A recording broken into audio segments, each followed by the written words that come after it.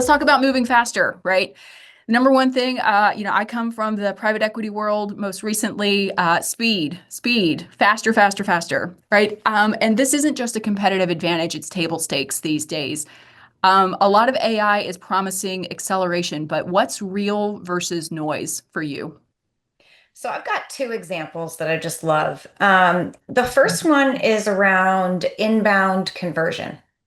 So for years, as marketing teams, we've talked about speed to lead, speed to lead, speed to lead. But if you survey most marketing teams, it still takes days, to follow up and book a meeting with someone who wants to meet with you. Like this is bananas. And so a use case that we actually use our own product for is to be able to respond immediately. So take the highest intent, right? Someone has said, I would love to meet with you, and take as much friction out of that with an agent to be able to respond, follow up, and go ahead and get that meeting booked. So that is just to me like such a great, easy use case that we've all wanted to do. And what I also like about that is you think about, we've always had these MDRs that would kind of do that work and not the highest value add of work, right? They can be doing much more strategic things. They can be focused on more of your outbound motion, which I'll talk about later. So, not only is it a better customer experience, that speed leads to much better conversions. We've experienced this. Some of our customers, Smart Bear, just did a great case study on it. And it's a, labor arbitrage. It's an opportunity to not have, people doing work they don't need to do. So that's a good one. The other one I like is we acquired a company a couple years ago, as you do, right? You acquire companies.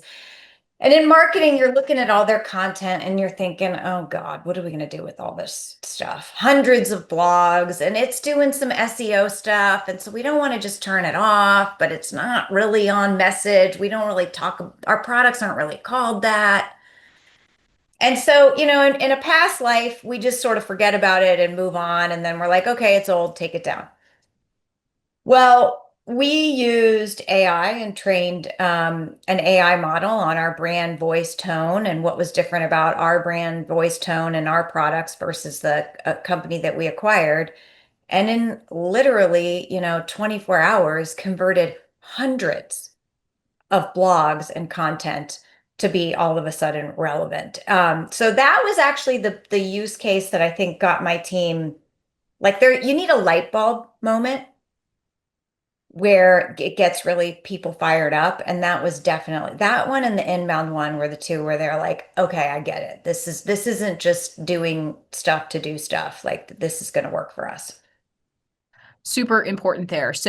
And when I think about this, right, I think at this point I should have speed to lead tattooed across my forehead because I've heard it so many times. It's just so deeply ingrained. And from there, all of our other speed metrics, right? It's speed to meeting, it is speed to demo, it is speed to a proposal, it is speed to revenue close, as much as we can here. Where do you think that AI might still be too slow? So it's interesting. We launched a workflow product March 25th. And what this does is it actually stitches together not only our agents, but other execution channels and other data sources.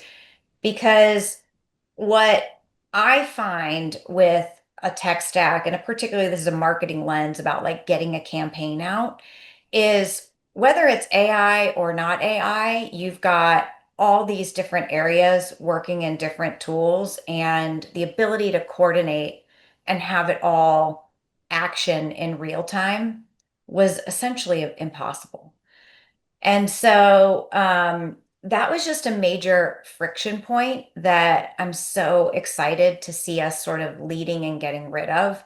Um, and some of the fundamentals of that is if you think about it, you advertise typically to accounts and personas, and you design audiences for accounts and personas, and that's all your digital. But at some point, you got to invite a person to an event or to a webinar or to get a meeting. And so all of your people-based audience management was somewhere else. Then you've got these always on kind of Marketo drips. Then you've got, another team that's doing field marketing and this and that. And there was no way to like elegantly take something from a digital experience all the way through to like, let's invite them to this, whatever it is and beyond. And so the ability to do this and stitch digital, web, physical, email, and literally have like an advertising bidding optimizing agent also talking to an email agent is like the glue that I felt was really missing to be able to take advantage of all of these things. You know, AI is so exciting, but if you're spending all of your time like doing this, moving it to this, cutting and pasting to that, and it's not able to kind of like be always on and working for you, like you're really just tinkering, not doing. Right, right. And the last thing we want is to be tinkering with a shiny object that doesn't give us the value that we're Yeah, looking for here. Right. yeah, I'm famous for saying, if it's not 10x, I'm not getting out of bed. I'm not interested. Right. yeah, Yep. totally. So on the flip side of this, then with speed, right, I hearken back to perhaps the 2008, 2009 financial crisis in which AI is making financial decisions too quickly and ultimately crashing the system. Is speed ever a liability here? So what's interesting is I think for the use cases that we're doing, we're not exactly like curing cancer, if that makes sense. I mean, we have put a lot of development into our AI. Our AI is email. And for the most part, our generative AI products are mostly tied to email. We feel like a lot of people have spent time automating the send of email, but no one's really taken a look at the body and the content of email. Now, luckily for us, the bar is pretty low. I mean, if you go out and look at a lot of emails, they're pretty bad, right? But you do have to have anti-hallucination and things like that to make sure that it's going to be good. But again, the bar is not, people will say, "Oh my gosh, like, your AI SDR, what if it sends a bad email and da da da?" And I'm like, "Why don't you pull the emails that your SDR sent yesterday?" And let's compare them, and now is it going to be as good as an email maybe Anne, you and I would write every time? I don't know. But I, again, bar low. uh, Um, I would say though, on some of the other things that we're doing with AI, like around our forecast and stuff like that, like we still triangulate it.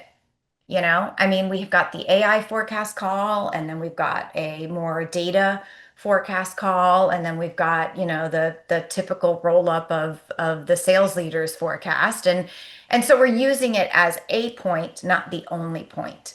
And I think that's kind of a smart way. It's smart to run maybe analog and AI for a little bit as you get comfortable.